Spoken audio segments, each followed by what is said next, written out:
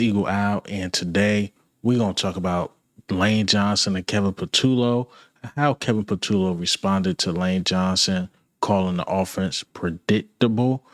Also, we got to talk about Nakobe Dean. He's on his way back. He should be coming back soon, but is a key guy, look like he's going to be out in Quinyon Mitchell. We're going to talk about that too, but let's get into it. All right, man. So we got to talk about CJ Gardner-Johnson. He has been the topic of town, right? CJ Gardner-Johnson was released by the Ravens, another team he's released by, and the reports are that it was mutual. I kind of, agree or somewhat believe this report. CJ Gardner-Johnson want to be out on the field. He believed he probably could have helped the Ravens, but unfortunately, that did not happen for CJ Gardner-Johnson. And CJ Gardner-Johnson out here liking tweets and stuff about the Eagles, following Eagles reporters. And it seemed like he wants to come back. It's just one of those things that feel like the chapter is closed. I would love CJ Gardner-Johnson back. We talk about the cornerbacks, right? Struggling besides Quinyon, besides Cooper DeJean.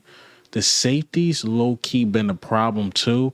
It's just not super magnified like the corners because they are that bad. Andrew Makuba has been one of the worst in coverage. Reed Blankenship has been ranked one of the worst safeties in the league. So the safety room is not looking that great, but we don't talk about it too much because the cornerbacks are so bad. And I believe CJ Gardner-Johnson can really help, but do you bench your rookie safety for CJ Gardner-Johnson? Now your rookie safety of the future lose confidence. I don't know if you should do that. Yes, football-wise, CJ Gardner-Johnson adds a lot to this team for sure, but I'm not sure if the guys in the suits, the guys in the locker room really like CJ Gardner-Johnson. So that's one of those things I really don't know. I can't judge it. I'm not in there. I'm not an insider. I don't hear any of that stuff. As Eagle Owl, yes, I would love CJ Gardner-Johnson back. We was missing that swagger on the field against the Giants. You need that intensity. But the question is, do the team like that? Do the suits like that? I don't know. But I wish the best of luck to CJ Gardner-Johnson, man. Y'all know me. He got a special place right here, man. He came here 1 year. We almost won the Super Bowl. He comes back. We win the Super Bowl. He catch 6 picks, so 12 picks in total since he been in Philadelphia. He know the fans love him, but it's just one of those things, man. It's not up to the fans. If it was up to us, yes, we want CJ back. But the suits, I don't know. I don't know, man. But again, best of luck to his journey. Just don't go to Dallas, man. Don't do that. All right.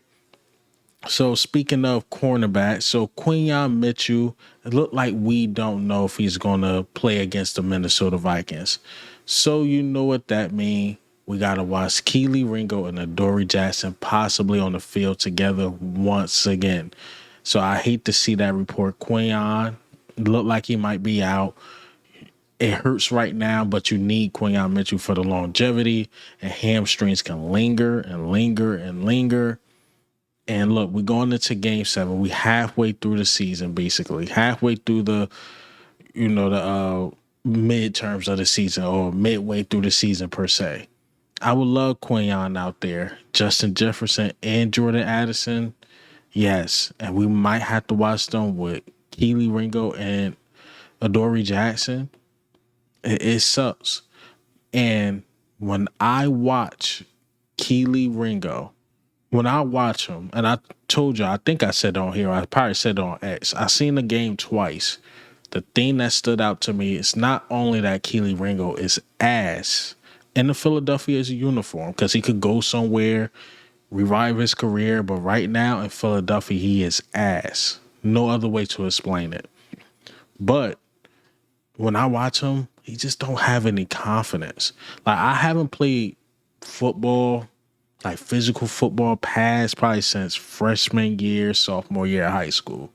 So that's been a long time. But one of the things I know, and I still know, if I put on pass today, you got to play like until you hear the whistle.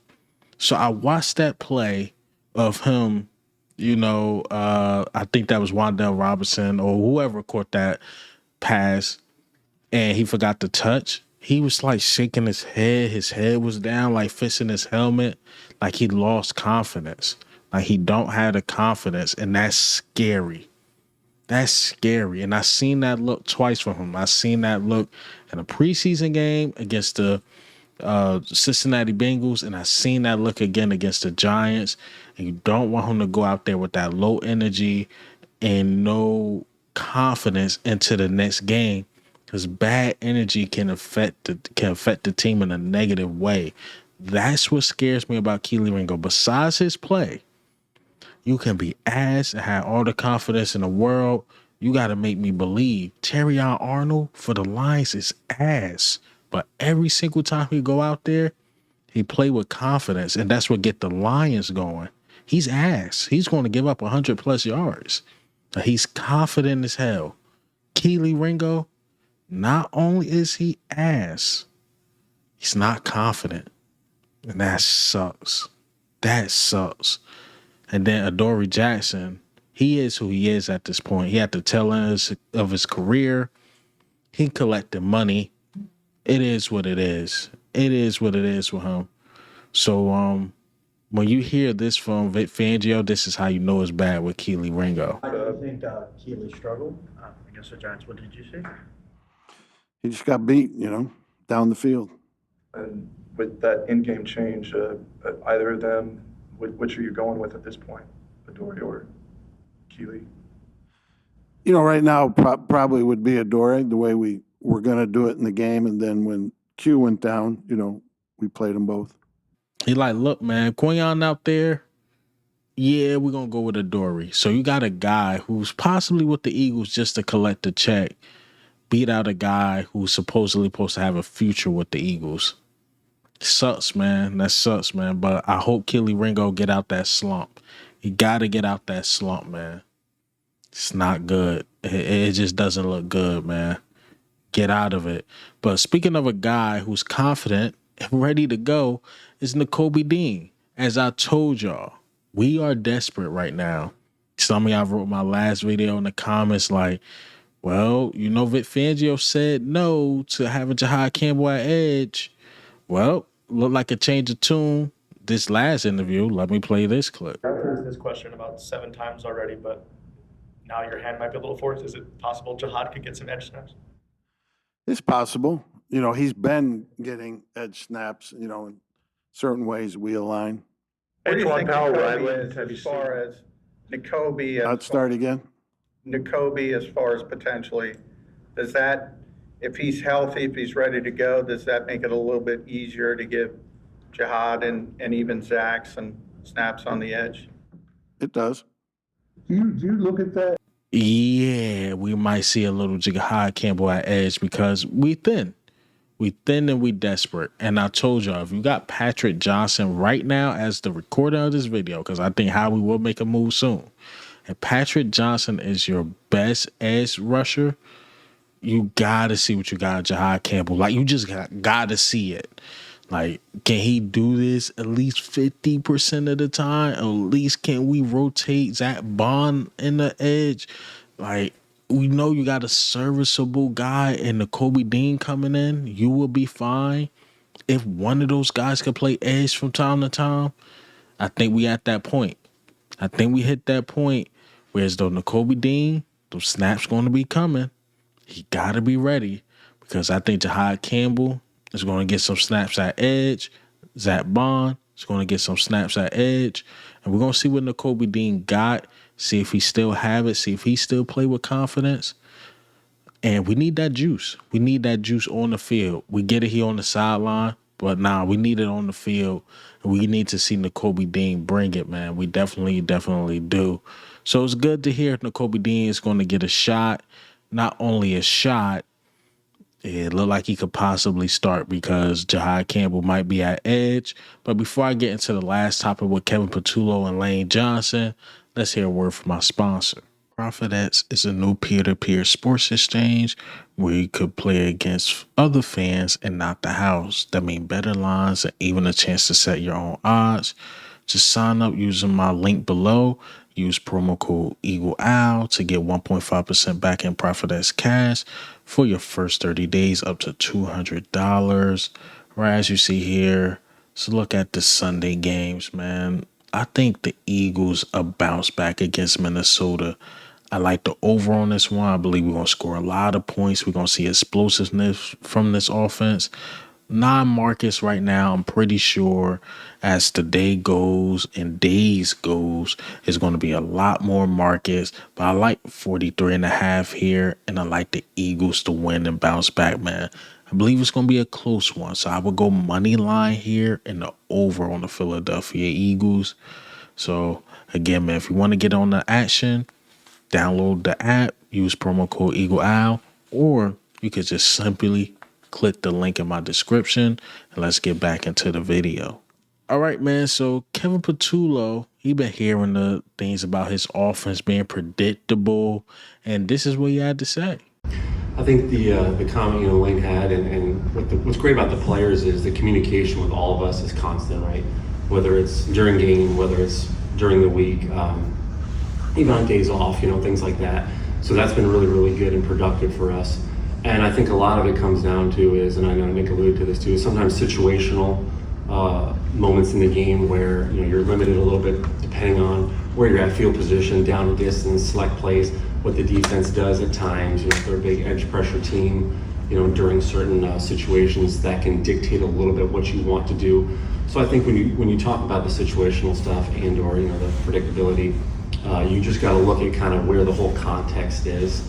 And I think that's what kind of the last day or so, over the weekend things, we were able to kind of look at where we were, where we are, where we want to go, what we know, we need to kind of do to go forward. And I think it was very productive. We had a good meeting yesterday as an offensive unit, and so I think we're in a good spot working forward. I mean, I told you how I feel about Kevin Patullo. He need to sign with the Democrats or the Republicans because this dude sound like a politician. But he sound like, I hear the predictable stuff. I honestly believe he believes his offense is not predictable. But let's listen to what Baldy had to say about the offense. But to say that the Eagles' offense is predictable might be an understatement. Like, this is 3rd and 10 against the Giants. All right, there's Goddard going out. All right, so they're in a 2-by-2 set, okay? Now, you're going to have Goddard and Smitty running stops at 5 yards. And then AJ, all right, and Dotson are going to go vertical. All right, there they are. Now, they throw it underneath to Goddard. He catches it for 5 yards. All right, 4th and 5. All right, here he goes. Here's a 3rd and 8. The exact same motion. Here comes Goddard going out to a 2-by-2 set. Goddard and AJ. All right, we got Dotson and we got Smitty. Here's the exact same combination right here on 3rd and 8. Stops. All right, mirrored routes. All right, stops and vertical down here. Stops and vertical up there. And the pass rush gets to Jalen. They get sacked. Now here we go. 3rd and 3. Here we go. 2-by-2. All right. There we are. 2 stacks. Here we go. Mirrored routes. Exact same stops right there. Giants just sitting on top of them in 2 verticals. Mirrored routes. Same concept. Same play. And this time Jalen just checks it down out on the outside to Saquon, and he takes a 1-yard loss. To say it's predictable isn't even close to being accurate. It's like you can almost guarantee what it's going to be. Not only do Baldy believe it's predictable, he believes it's like damn near guarantee. If you set up like this and it's 3rd and 7, 3rd and 10, you're going to do these plays. You're going to do these curl stick routes. Everybody see it. Again, Baldy is not a defensive coordinator. So we talking about a opposing team who get paid millions of dollars to study the team for the week. You don't think they're going to pick up on no tendencies? You don't think them cornerbacks that get paid millions of dollars are going to pick up on those tendencies? You got to change some stuff up. You got to hit some element of surprises. Like, yes, predictability, maybe it is overblown because last year everybody knew we was going to run the ball. But it got to points we hit teams with element of surprise and showed them like, oh, Jalen Hurts can throw this ball down the field. Or, oh, these plays are in the playbook. So, you got to do that because these teams get paid lots of money to watch you, to get film out on you. So, Kevin Patullo, you got to change some stuff up, man, on third down for sure. But that's all I got for you guys today. Hey, man, what do you think? How do you feel?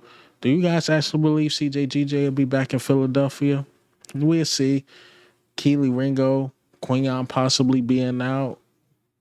This is Eagle Al, man. Wow.